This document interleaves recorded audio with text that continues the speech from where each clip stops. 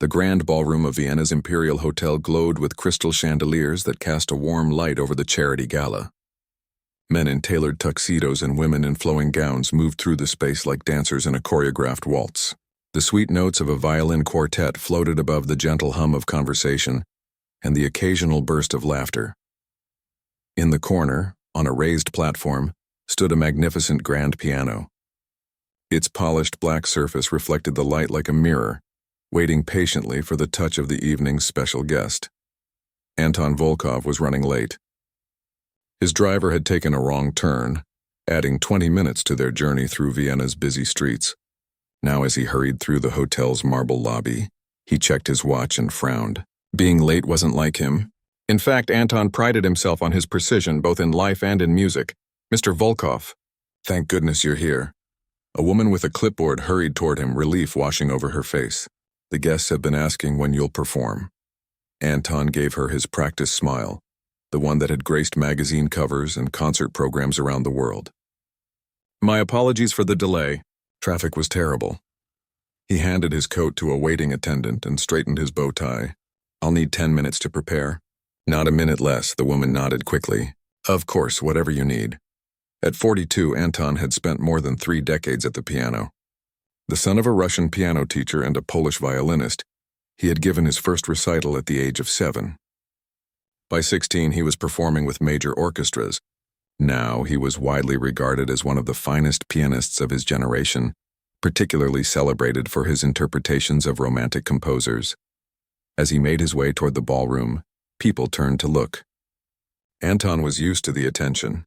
With his tall frame, sharp features, and the streak of silver in his otherwise dark hair, he stood out in any crowd. He nodded politely to those who recognized him but didn't stop to chat. His mind was already on the music. Behind a temporary screen near the piano, Anton flexed his fingers and closed his eyes. He ran through the program in his head, Chopin's Ballade No. 1, followed by a Liszt Hungarian Rhapsody, and then his own arrangement of a Bach piece. For an encore, if the audience was worthy, he might play Debussy's Clair de Lune. It was a crowd pleaser, though Anton sometimes found it too sentimental. "They're ready for you, Mr. Volkov," the clipboard woman whispered, poking her head behind the screen.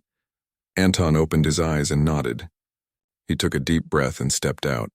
The applause began immediately. Anton walked to the piano with measured steps, his expression serious. He never smiled before playing. It broke his concentration. He bowed once deeply, then sat at the bench, adjusting it slightly.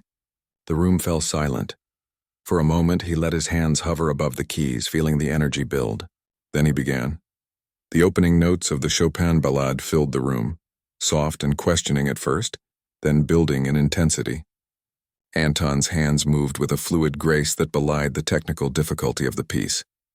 His body swayed slightly as he played, lost in the music, his face revealing the emotional journey of the composition. From tender longing to passionate fury and back again.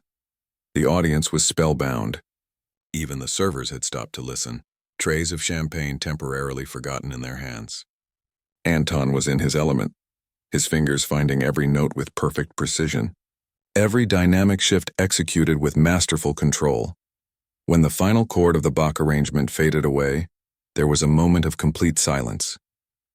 Then the applause erupted, washing over Anton like a wave. He stood and bowed, his expression now allowing a small, satisfied smile. He had played well, and he knew it. As he made his way off the platform, the crowd surrounded him, offering congratulations and praise. Anton accepted their compliments with practiced grace, though few of these wealthy patrons truly understood what they had just heard. They knew he was famous, that his concerts sold out months in advance, but most couldn't tell the difference between technical brilliance and mere competence. "Magnificent. Absolutely magnificent," said a portly man, pumping Anton's hand enthusiastically. "I've never heard Chopin played with such feeling," supplied his wife, a woman dripping in diamonds. Anton nodded politely. "Thank you. Chopin requires both emotional depth and technical precision. It's a delicate balance." The man looked slightly confused but continued nodding as if he understood perfectly. A waiter appeared with a glass of champagne on a silver tray. Anton took it with a nod of thanks and sipped the cool, bubbling liquid. He scanned the room, noting the impressed faces, the whispered conversations. This was the part of the evening he found most tedious. The socializing, the small talk, the endless questions about his gift. "Your left hand during the list was particularly impressive," said a quiet voice beside him. Anton turned, surprised by the comment. Most people didn't notice the complexity of the left-hand part in that piece. The speaker was a young woman in the uniform of the catering staff, a white blouse and black skirt, with her dark hair pulled back in a simple bun. She was holding an empty tray and looked immediately embarrassed, as if she hadn't meant to speak aloud. "I'm sorry," she said quickly. "I shouldn't have interrupted."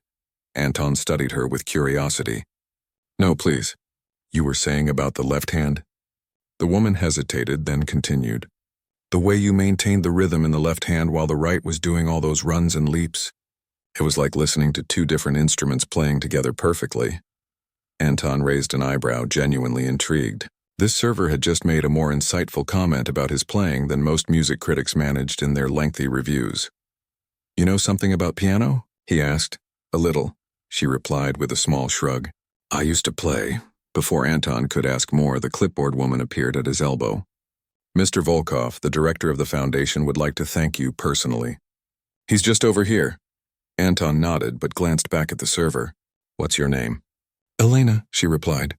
"Elena Sorokin, Russian?" he asked, noticing her slight accent for the first time. She nodded. "From St. Petersburg originally." "Ah, a city of musicians," Anton said with a smile. "We'll talk more later, Elena Sorokin, who knows about left-hand technique." As Anton was led away to meet the foundation director, he found himself thinking about the server's comment. It was refreshing to hear something specific and knowledgeable, rather than the usual vague compliments. The next hour passed in a blur of handshakes, photographs, and conversations about the foundation's work supporting young musicians. Anton played his part well, discussing the importance of musical education and sharing amusing anecdotes from his own training. But his eyes occasionally scanned the room, looking for the dark-haired server. He spotted her near the bar, efficiently clearing glasses onto a tray. There was something graceful about her movements, economical and precise. As he watched, she stopped momentarily to listen to the violin quartet. Her head tilted slightly, eyes closed for just a second before she returned to her work. "Anton, you must tell Giuseppe about that time in Milan when the lights went out mid-concert," said his host. Pulling his attention back to the conversation, Anton smiled and began the story, one he had told many times before. But part of his mind remained on the curious server who had noticed his left-hand technique in the list. Later, as the evening was winding down and many guests had already departed, Anton found himself near the bar, away from his entourage of admirers. Elena was there, arranging clean glasses on a shelf. "So, Elena Sorokin," he said, leaning against the bar. "You play piano?" She looked up, surprised to see him. "I did, yes. A long time ago. And what made you stop? Did you find Hanon exercises too boring?" he asked with a small smile, referring to the famous technical exercises that all piano students practiced. A shadow passed over her face. "Life got in the way," she said simply. Anton was about to ask more when a group of young men approached, clearly friends of the foundation director's son. They were loud and slightly drunk, excited to meet the famous pianist. "Maestro Volkov," one called out. "You were amazing tonight. Absolutely killer performance." Anton turned to them with his public smile. "Thank you. I'm glad you enjoyed it. We were just debating whether classical musicians could ever appreciate modern music," said another, swaying slightly. "Like, could you ever play something by, I don't know, Coldplay or whatever?" Anton chuckled. "I'm familiar with popular music, yes, though I prefer to leave those compositions to those who specialize in them." "But you could play anything, right?" pressed the first young man. "I mean, you're like the best pianist in the world." "That's very kind, but there are many fine pianists," Anton replied diplomatically. "And different styles require different approaches." The young men had noticed Elena now, standing quietly behind the bar. "Hey, what about you?" asked one with a mischievous grin. "Do you think the maestro here could play anything?" Elena looked uncomfortable at being drawn into the conversation. "I'm sure Mr. Volkov is capable of playing whatever he chooses to," she said politely. "But earlier you were talking about his left hand or something, right?" The young man turned to Anton. We overheard her commenting on your technique like she's some kind of expert. Anton frowned slightly at their tone. Ms. Sorokin made a very astute observation about a technically challenging passage. She clearly has musical knowledge. The young men exchanged glances, amused by this defense of a server. One of them leaned over the bar toward Elena. So you think you know about piano playing, huh? Are you secretly a concert pianist moonlighting as a waitress? Elena's cheeks flushed, but she kept her composure. No, just someone who appreciates good music. Something about her quiet dignity made Anton curious. There was a story here, he sensed, and despite his usual indifference to strangers, he found himself wanting to know more about Elena Sorokin, the server who noticed left-hand techniques in Liszt. What he didn't realize was how completely his world was about to change because of her. The young men were not ready to let the matter drop. Perhaps it was the champagne, or perhaps it was the thrill of having a famous pianist among them, but they seemed determined to create some form of entertainment. I have an idea, said the tallest of them, a thin man with a bow tie slightly askew. Why don't we have a little challenge? Anton sighed inwardly. He was used to this sort of thing, people wanting him to perform party tricks as if his art was no different from pulling rabbits out of hats. Usually he declined politely and made his exit. I'm afraid I've finished my performance for the evening, he said firmly. Oh, not you, maestro, the young man clarified with a grin. I meant her. He pointed at Elena. Since she knows so much about piano playing, maybe she should show us what she can do. Elena's eyes widened slightly, and she shook her head. I'm working, she said simply, continuing to arrange glasses. Come on, just one song, urged another of the young men. We won't tell your boss. Anton watched Elena's face. Her expression remained composed, but he noticed a flicker of something in her eyes. Not fear or embarrassment, but something deeper. Longing, perhaps?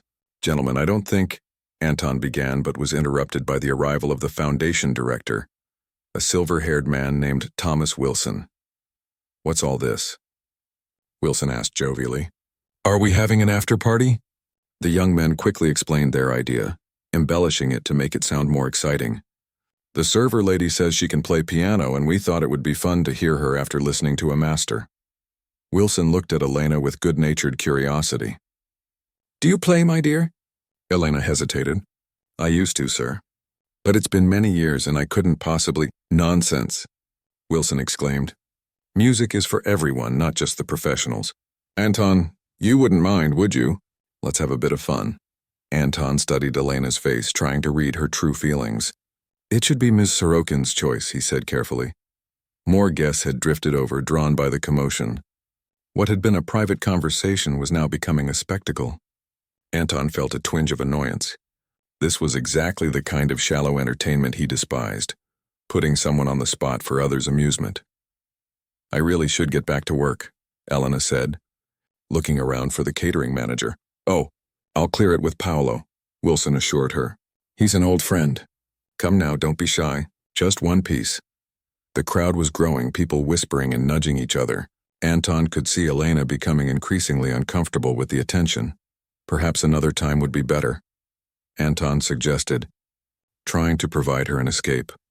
But Wilson was in high spirits, encouraged by the younger men. Just one song. We've all paid a fortune for charity tonight. Surely we deserve a little extra entertainment. Elena looked at Anton, and something passed between them, a moment of understanding.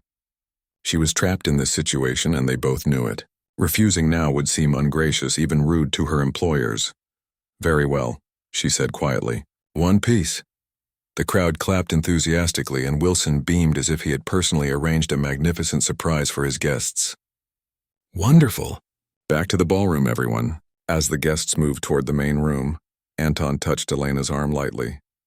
You don't have to do this, he said in a low voice. I can create a distraction, claim I've forgotten something in my car. Elena gave him a small, sad smile. It's fine. It's been a very long time. What will you play? He asked, curious despite himself. She thought for a moment. Something simple. Maybe a Chopin prelude. They walked to the ballroom where people were gathering around the grand piano again. The scene felt different now. There was an air of amused anticipation. as if the audience was preparing for light entertainment rather than serious music. Anton stood to the side, feeling strangely protective of this woman he barely knew. He watched as she spoke briefly to one of the young men who had started all this, her expression serious. The young man looked surprised, then shrugged and nodded. Elena made her way to the piano. Unlike Anton's confident stride earlier in the evening, her walk was hesitant. She sat at the bench without adjusting it, her posture straight but tense. Her hands rested in her lap for a moment as she took a deep breath. The crowd waited, some with indulgent smiles, others whispering behind their hands. Anton could imagine what they were thinking. This would be a charming amateur attempt, something to chuckle about later. Elena placed her hands on the keys. Even from where he stood, Anton could see that her hands were positioned correctly. The proper curved shape, fingers poised with professional precision. Interesting. She began to play. The first notes were soft, tentative. A simple melody as she had promised. Chopin's Prelude in E minor. A piece that any intermediate student could manage. The crowd nodded appreciatively. How nice that the server could play a little piano. But then something changed. As if remembering a long-forgotten language, Elena's fingers began to move with increasing confidence.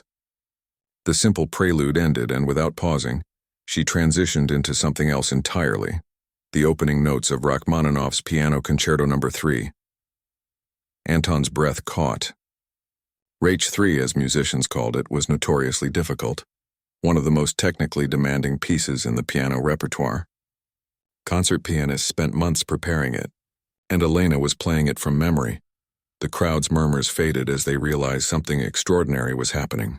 The playful atmosphere evaporated, replaced by stunned silence. Elena's hands moved across the keyboard with astonishing speed and precision. The thunderous chords, the delicate runs, the complex rhythms, she executed them all with the skill of a concert pianist. Her body, so tense moments ago, now swayed with the music, completely absorbed in the performance. Anton watched, transfixed. This was no amateur.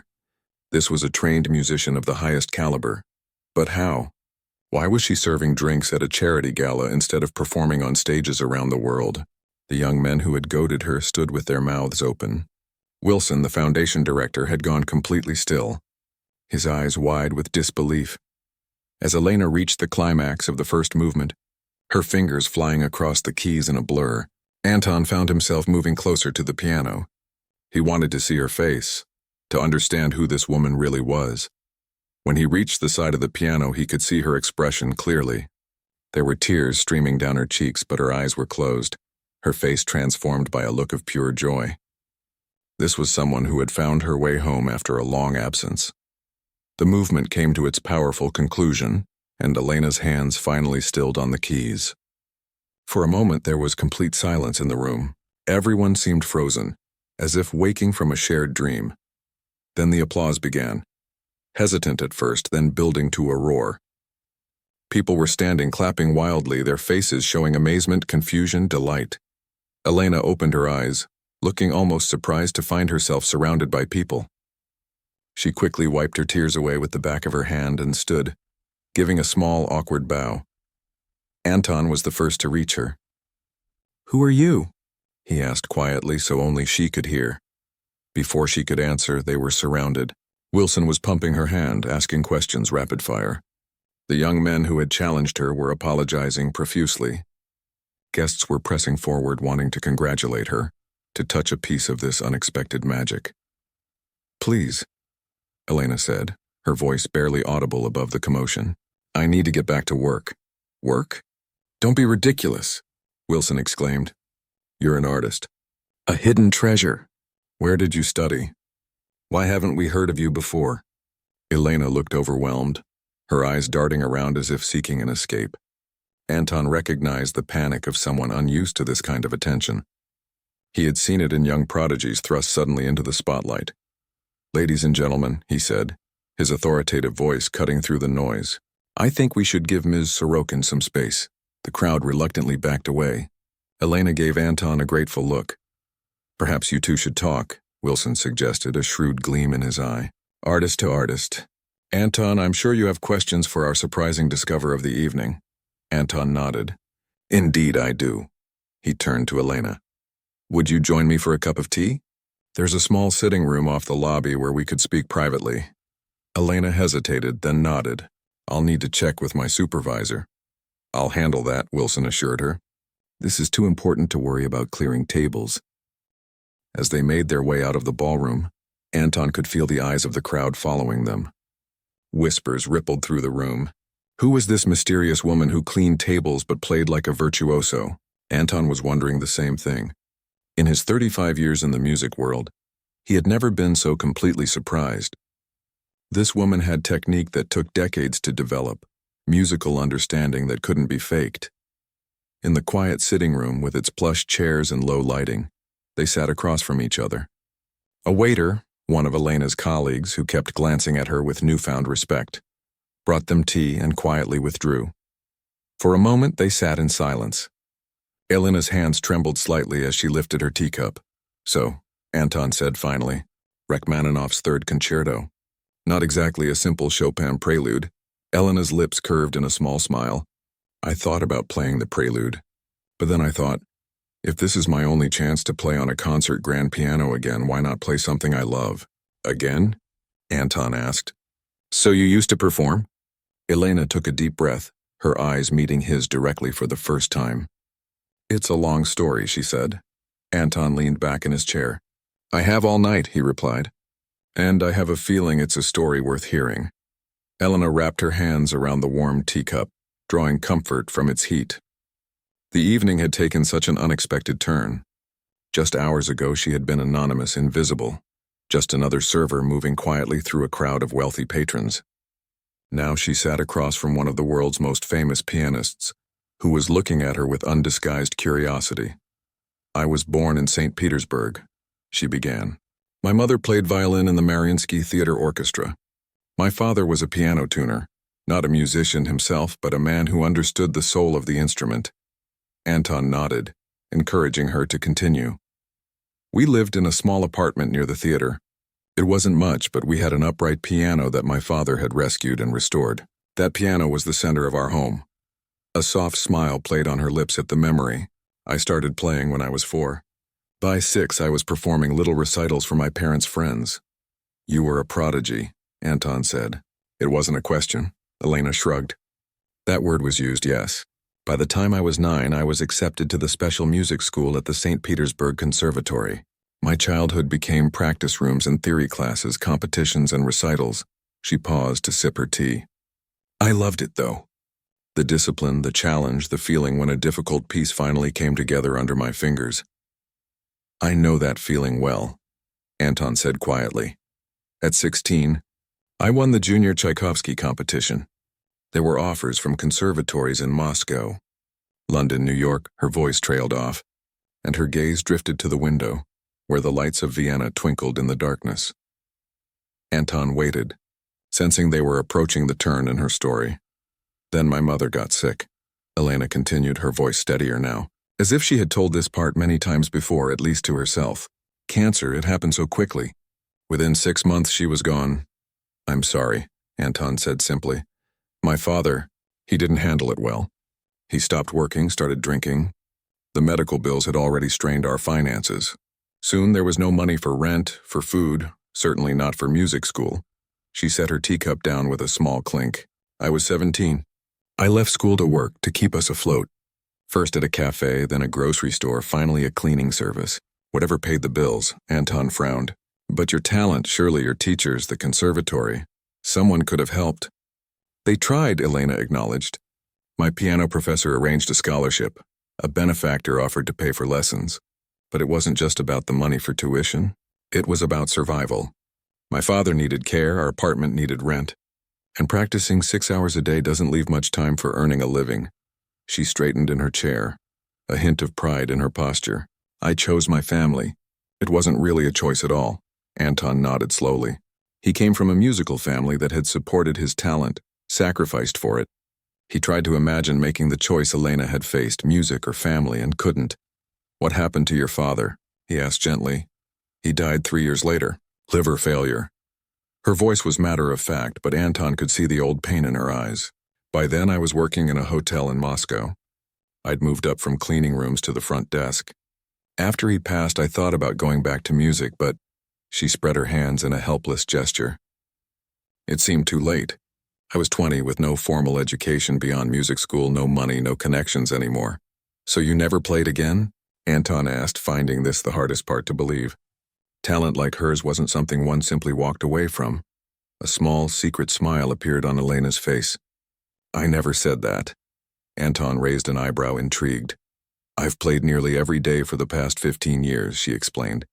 Just not in public, not professionally. I find pianos wherever I can. Churches that leave their doors unlocked.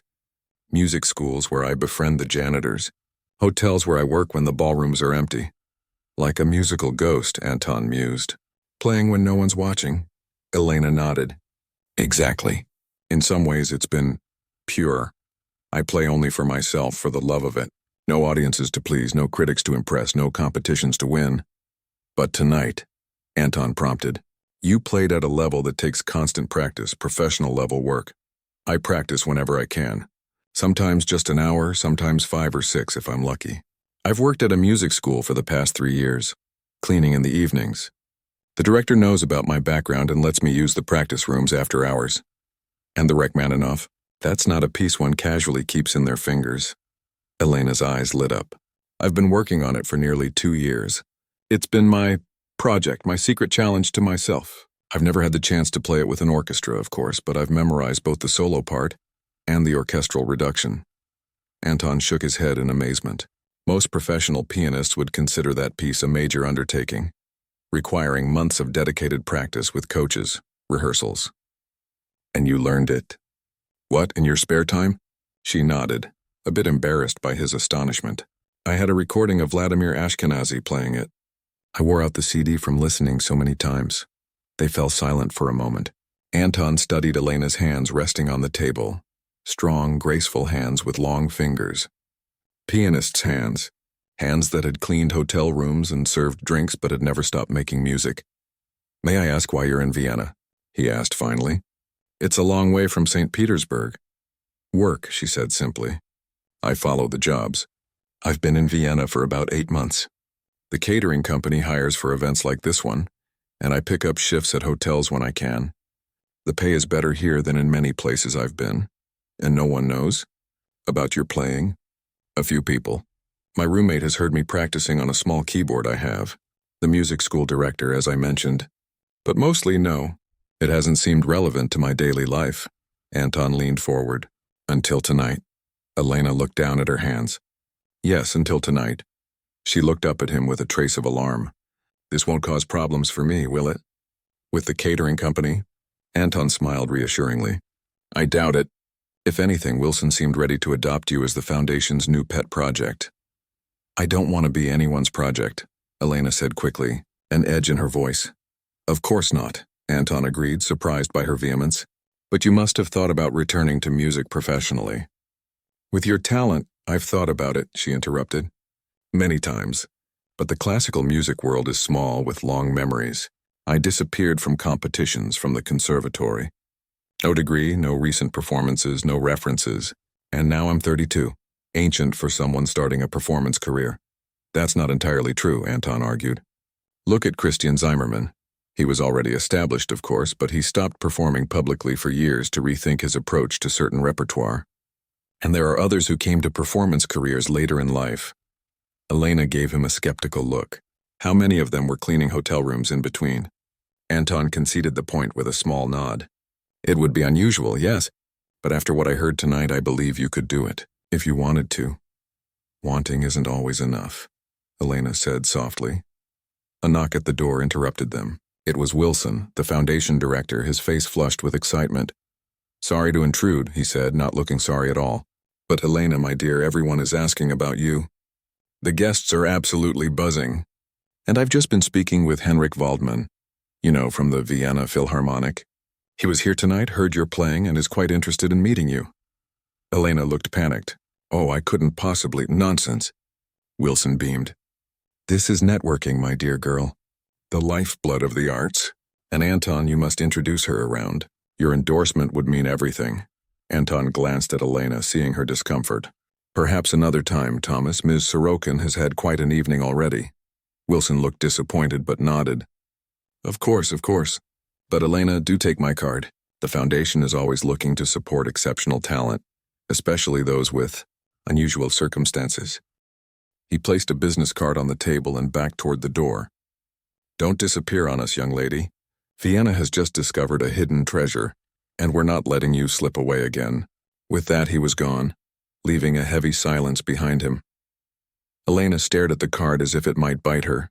This is exactly what I didn't want. Being discovered? Anton asked, being turned into a curiosity. The cleaning lady who plays Rachmaninoff. A feel-good story for wealthy patrons to tell at dinner parties. Her voice had a bitterness Anton hadn't heard before. That's not what I saw tonight, Anton said quietly. I saw an artist who has kept her gift alive against all odds. That's not a curiosity, it's a triumph. Elena looked at him, searching his face for any sign of condescension or pity. Finding none, her expression softened. Thank you for saying that, she said, but I should go. My roommate will be worried. I was supposed to be home hours ago. She stood, smoothing her uniform skirt with an automatic gesture. Anton rose as well. Will you tell me where you practice? He asked suddenly. At this music school you mentioned? Elena hesitated. Why? Because I'd like to hear you play again, he said simply. Not as a curiosity or a project. As a fellow musician. Something flickered in her eyes. Hope, perhaps, or fear. Or both. Weststadt Music Academy, she said finally. On Bergstrasse. I'm usually there after 9 in the evenings, Anton nodded. Thank you. As Elena turned to leave, he added, Tonight was no accident, you know. She paused at the door. What do you mean? You could have played the Chopin prelude as planned. No one would have known what you're capable of. But you chose Rachmaninoff. Elena considered this. Perhaps I was tired of being invisible, she said softly. Then she was gone, leaving Anton alone with his thoughts and a cooling cup of tea. For 3 days, Anton debated whether to visit the Weststadt Music Academy. He had concerts to prepare for, interviews scheduled, a recording session the following week. His calendar was full as it always was, yet he found himself thinking about Elena Sorokin at odd moments, while practicing a difficult passage of Liszt, during his morning coffee as he lay awake at night in his hotel suite. It wasn't just her remarkable playing that occupied his thoughts. It was the story behind it, the dedication it took to maintain such skill in secret with no recognition, no applause, no career advancement, just for the love of music itself.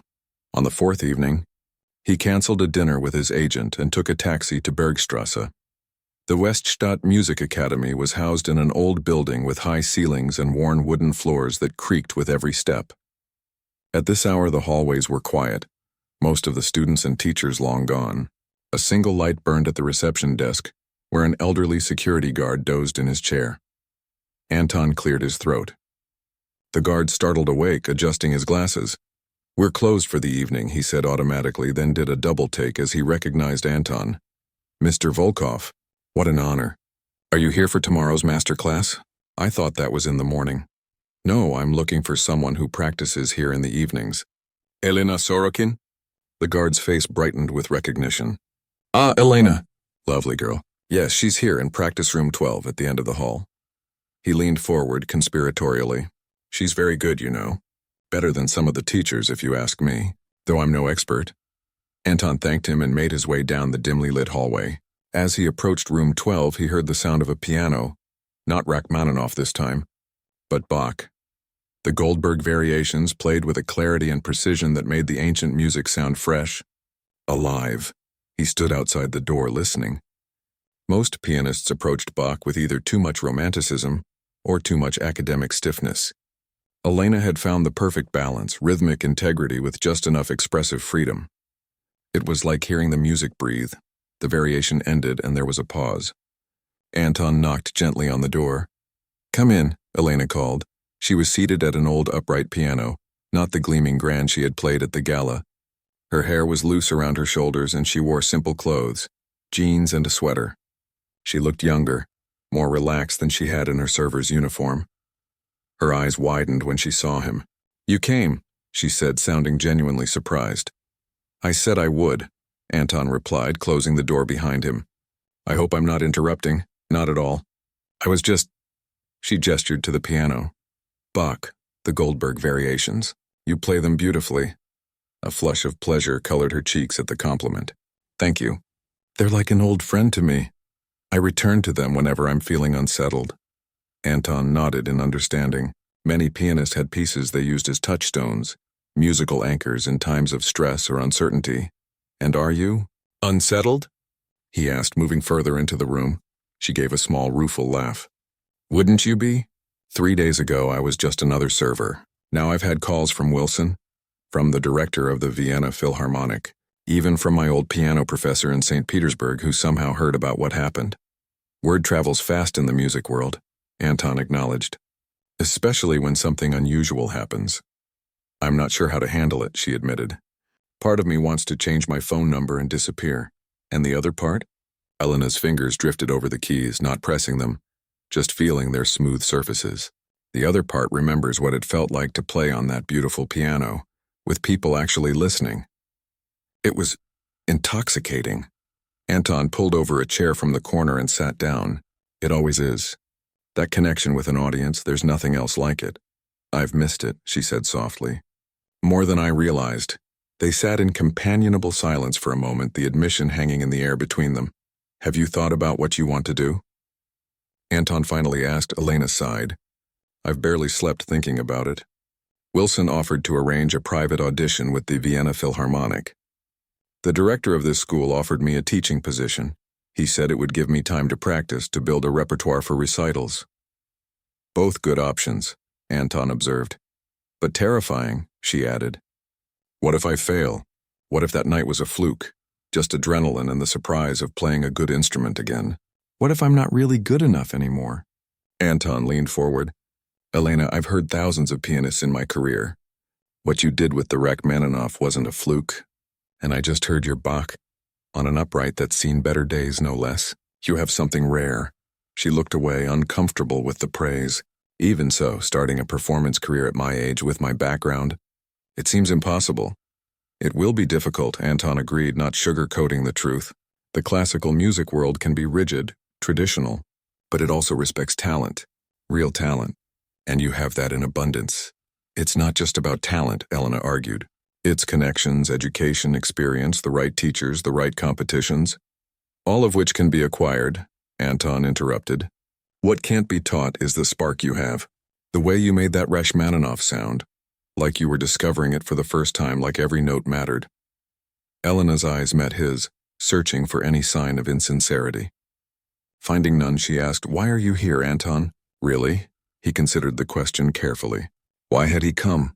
It wasn't just curiosity about her playing, though that was part of it. Because music matters to me, he said finally, more than anything. And to find someone who feels the same way, who has sacrificed for it as you have, that's rare. I wanted to understand what? How you kept going. All those years playing for no one, with no recognition, no path forward. Most people would have given up. Elena smiled, a genuine smile that transformed her serious face. You're assuming I never wanted to give up. I did many times. There were whole months when I didn't touch a piano, when I told myself it was childish to hold on to a dream that had died. What changed your mind? I would hear a piece on the radio, Chopin or Schubert or yes, Rachmaninoff, and the hunger would come back. The need to play, to make that sound with my own hands. She flexed her fingers as if feeling phantom keys beneath them. It wasn't a choice, really. Music doesn't let go once it has you. Anton nodded. He understood this completely. I have a proposal, he said, if you're willing to hear it. Elena raised an eyebrow, curious. I'm giving a recital next month in Berlin. Nothing too large, a hall that seats about 500 people. The program is mostly romantic works, Chopin, Liszt, some Brahms. I'd like to add a second pianist to the bill. Elena's mouth opened in surprise. Me? Perform with you? I couldn't possibly. You could, Anton insisted. It would be the perfect way to reintroduce yourself to the music world. Not as a curiosity, but as an artist sharing the stage with a colleague. But I don't have a proper repertoire prepared. The Rachmaninoff is more than enough to establish your credentials. And the Bach I just heard would be a wonderful contrast to my more romantic selections. People would think I was there because of some gimmick, or because you felt sorry for me. They might think that, Anton acknowledged, until they heard you play. Then they'd understand. Elena stood up and walked to the small window, looking out at the darkened street below. Her reflection stared back at her, a woman at a crossroads. "It's too much," she said quietly. "Too fast. A month ago I was serving canapes and clearing glasses. Now you're suggesting I play on a professional stage? Sometimes life changes quickly," Anton said. "You've been preparing for this moment for 15 years, Elena. Every hour you practiced alone, every time you sought out a piano to play when no one was listening, it was all leading here." She turned back to him. "Why would you do this for me? You barely know me." Anton considered the question. "Because I believe in what you can do. Because music deserves to be heard. And," he added with a small smile, "because I'm curious to see what happens next in your story."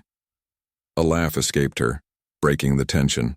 "That makes two of us." She returned to the piano bench, running her hand lightly over the keys. "If, and this is a very big if, I were to consider your offer, what would I need to do? First, take a leave of absence from your jobs. You'll need to practice full-time." Elena bit her lip. "I have rent to pay, bills." "The foundation would cover your expenses," Anton said quickly. "Wilson has already set up a scholarship fund. He's been calling me daily, asking if I've spoken to you." "Of course he has," she murmured, shaking her head. "Second, you'll need coaching, not because your playing needs fixing, but because performing is a skill in itself. Managing nerves, pacing yourself, handling the unexpected, these things take practice." "And who would coach me?" Anton smiled. "I would if you'll allow it.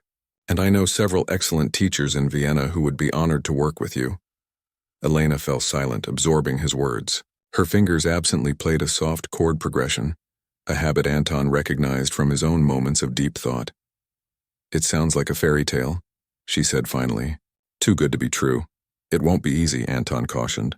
"There will be critics who doubt you, who question your unusual path. The pressure will be enormous."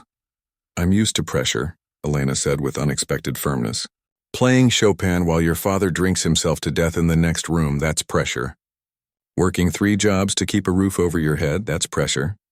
This," she gestured to the piano, "this is joy, even with all the fear mixed in." Something shifted in Anton's perception of her. She wasn't fragile or in need of rescuing. She was a survivor, stronger than he had realized. "So," he said, "what do you think?" Elena took a deep breath, her hands coming to rest in her lap. For a long moment she was perfectly still, her face unreadable. Then she looked up at him, her eyes bright with a mixture of fear and determination. "I think," she said slowly, "that I should play you something else, to see if you still want me on your program after you've heard more than Bach and Rachmaninoff." Anton smiled. "I would like that very much." She turned to the piano, positioned her hands, and began to play Chopin's Ballade No. 4, the piece Anton himself had performed at the gala where they met. But her interpretation was entirely different from his. Where he had emphasized the drama and passion, she found poetry and introspection. Anton closed his eyes and listened, knowing that whatever happened next, music had already worked its peculiar magic, connecting 2 lives that might otherwise never have intersected. And in the simple practice room, with its scuffed floors and out-of-date piano, something new was beginning. The next 4 weeks passed in a blur of activity. Elena gave notice at her catering job and the hotel where she worked part-time. The manager at the catering company wasn't surprised. Word of her performance at the gala had spread throughout Vienna's close-knit arts community. "I always thought there was something different about you," he told her with a wink. Too precise, too observant. Now it makes sense. The Weststadt Music Academy gave her a small studio to practice in, not just in the evenings now, but all day. The old upright was replaced with a baby grand on loan from a local music store that was eager to associate itself with the story of the hidden virtuoso, as the local papers had begun calling her. Elena found herself in a strange new world, one where doors opened instead of closing, where people listened when she spoke, where her opinions about music were valued. It was disorienting after so many years of invisibility. Anton came to the academy 3 times a week to work with her. Their sessions were intense, focused not just on the music itself but on the art of performance. "Playing in public is different from playing alone," he explained during their first session. "You must be completely prepared yet open to the moment, grounded yet free." Elena absorbed his advice like a sponge. Despite her years of practice, there were gaps in her knowledge. techniques she had developed in isolation that sometimes worked against her. Anton helped her refine her approach without changing what made her playing special. "Never lose the directness, the honesty in your interpretation," he told her. "That's something many pianists spend their whole careers trying to find." As the days passed, word spread about the upcoming recital. Music journalists called the academy asking for interviews. Elena declined them all, wanting to let her playing speak for itself when the time came. Wilson from the foundation stopped by regularly, bringing encouragement and sometimes useful contacts, a vocal coach who helped Elena with breathing techniques to manage performance anxiety, a physical therapist who specialized in working with musicians. "This is the most exciting musical discovery in years," Wilson told her, his eyes gleaming with enthusiasm. "Everyone will be in Berlin for your debut." The word debut made Elena nervous. She had performed as a student, of course, but never on a professional stage, never with the expectations that now rested on her shoulders. The night before they were to leave for Berlin, Elena stayed late at the academy, practicing until her fingers ached. Her program was set: Bach's Goldberg aria and 3 variations to open, followed by Chopin's 4th Ballade. Not as technically demanding as the Rachmaninoff she had played at the gala, but pieces that showcased her unique sensitivity and depth. As midnight approached, she heard a knock at the studio door. It was Anton, looking tired but alert. "I thought I might find you here," he said, coming into the room. "Couldn't sleep?" Elena shook her head. "Too much nervous energy." He pulled up a chair beside the piano. "That's normal. But you need rest before tomorrow. We have an early flight." "I know." She flexed her fingers, which were stiff from hours of playing. "I'm afraid I'll forget something or freeze up or—" "You won't," Anton said confidently. "I've watched you work these past weeks. You're ready." Elena gave him a grateful smile. Their relationship had evolved during their time working together, from strangers to teacher and student, and now to something closer to friends. She had come to value his directness, his unwavering belief in her ability. "There's something I've been wanting to ask you," she said. "What's that?" "Why piano? What made you choose this life?" Anton looked surprised by the question. Most people asked him about technique or interpretation, not about his personal connection to music. "I didn't choose it," he said after a moment. "At least not initially. My parents were musicians. My mother taught piano, my father played violin. There was never a question that I would study music." "But you could have rebelled, chosen something else later," Elena pointed out. Anton smiled. "I tried, briefly. When I was 15, I announced I was quitting piano to start a rock band." Elena laughed, trying to picture the serious, classical Anton as a teenage rebel. "What happened?" "My mother, who was usually very supportive, simply said, 'Fine, but play this Schubert impromptu one last time for me.' So I did." He paused, the memory clearly vivid. "Halfway through, I realized I couldn't leave this behind. This was who I was." Elena nodded in understanding. "Music finds us, doesn't it? Even when we try to walk away." "It found you again," Anton said softly. "After all those years." "It never really left," Elena admitted. "Even during the hardest times, it was there, waiting." Anton stood up. "Come on. You need sleep. And so do I. Tomorrow is a big day." As they walked out of the academy together, the night air cool on their faces, Elena felt a strange calm settle over her. Whatever happened in Berlin, she had already reclaimed a vital part of herself. That alone was a victory. The concert hall in Berlin was smaller than the grand venues Anton usually played, but its perfect acoustics and intimate atmosphere made it a favorite among serious music lovers. By 6 o'clock, an hour before the performance, every seat was filled. Backstage, Elena peeked through the curtains at the gathering audience. Music critics, pianists, conductors, directors of conservatories. Anton had pointed them out during the rehearsal. People who could open doors for her future, or close them with a dismissive review. She stepped back, her heart racing. The elegant black dress Wilson had insisted on buying her suddenly felt too tight, too formal. "I can't do this," she whispered. Anton, who was reviewing his sheet music nearby, looked up. "Yes, you can. You've been doing it your whole life. Not like this. Not with all these people watching, judging." Anton set his music aside and came to stand before her. "Elena, why do you play piano?" The question caught her off guard. "What? Why do you play?" All those years, all those hours alone. Why, she thought for a moment. Because when I play, I feel whole, connected to something larger than myself. It's the purest form of expression I know. Then play for that feeling, Anton said simply. Not for the critics, not for me, not for your future. Just for that connection. The rest will take care of itself. Elena took a deep breath, letting his words sink in. He was right. She had never played for acclaim or career advancement. She had played because she had to, because music was her truest voice. 5 minutes, Mr. Volkov, called the stage manager. Anton squeezed Elena's hand briefly. Remember, I'll be right there in the wings listening. You're not alone anymore. The house lights dimmed and applause filled the hall as Anton walked on stage. Elena watched from the side as he bowed and seated himself at the piano.